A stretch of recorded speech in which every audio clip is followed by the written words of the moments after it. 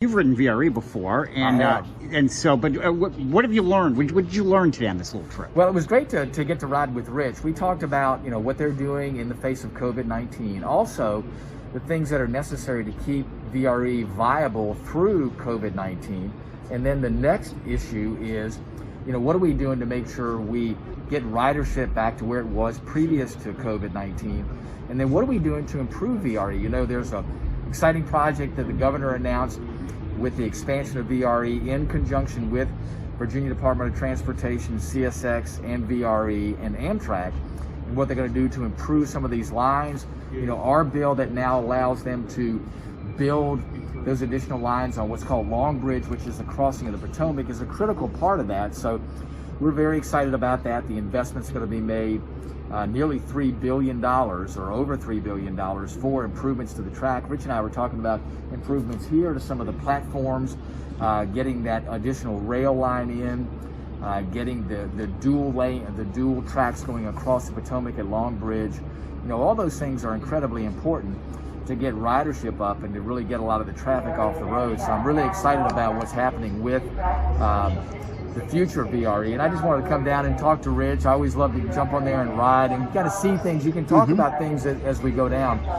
Look at the improvements that are going to happen at each of the stations, and just kind of understand where VRE is. We talked about ridership and the things that have been done to keep VRE viable through these times, but then to make sure we look at how do we make sure we get VRE expanded and make things even more convenient for folks. But in the Long Bridge, that's been talked about for years now. And to be at this point is pretty exciting. It is. It's that critical linchpin that now that we have the commitment for the federal funding and the Long Bridge legislation passing, which removed the last impediment for that right-of-way on the Virginia side to be put in place from the National Park Service. That was kind of the last restriction, and now things are ready to go. So the project, will be getting underway.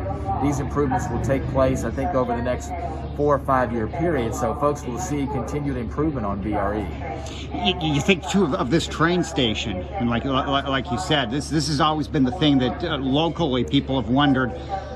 Is it going to get fixed before it crumbles? And it's going to get fixed. It is. Rich and I were just talking about not only the station here, but the bridges. As you know, the bridges are an issue of water that gets in there and drainage issues. So we talked about putting the additional track in here, which will free up time for them to get in and fix the drainage.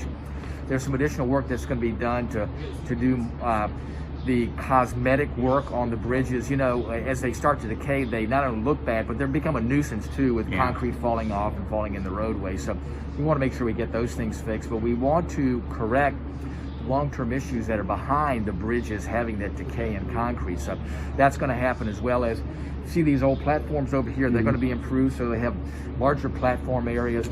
I was telling Rich too, I've visited here a number of times, and it's amazing to me the number of people that come here to ride Amtrak. So we want to make sure that this station is, accommodating everybody, the Amtrak riders, the VRE riders.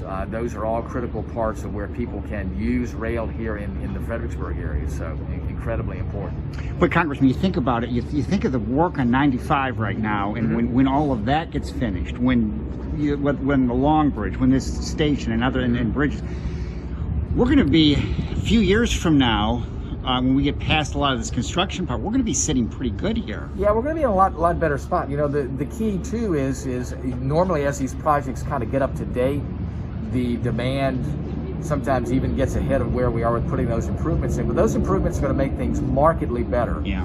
And if you look at that in addition to what I think is going to be an outcome of what happened with COVID-19, and listen, I don't want to say there's anything good that happened from COVID-19, but one thing that will be an outcome is that businesses and the federal government now will see a model of what they can do to have people work virtually.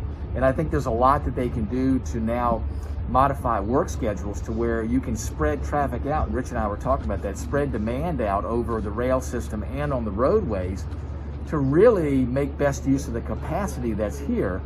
And if we can also get some of the federal agencies to decentralize, to take some of the operations out of Washington, move them down here, we can also use capacity on the road that's going in the other direction in the morning that right now is just unutilized capacity. So I think there's a lot of exciting things that are happening for the region with improvements on VRE, with the improvements on 95, with what we have learned we can do with virtual workspace, with scheduling for folks to work virtually, a combined in-person and virtual work schedule. I think it's going to be an incredible opportunity for the Fredericksburg area and for the 1st District.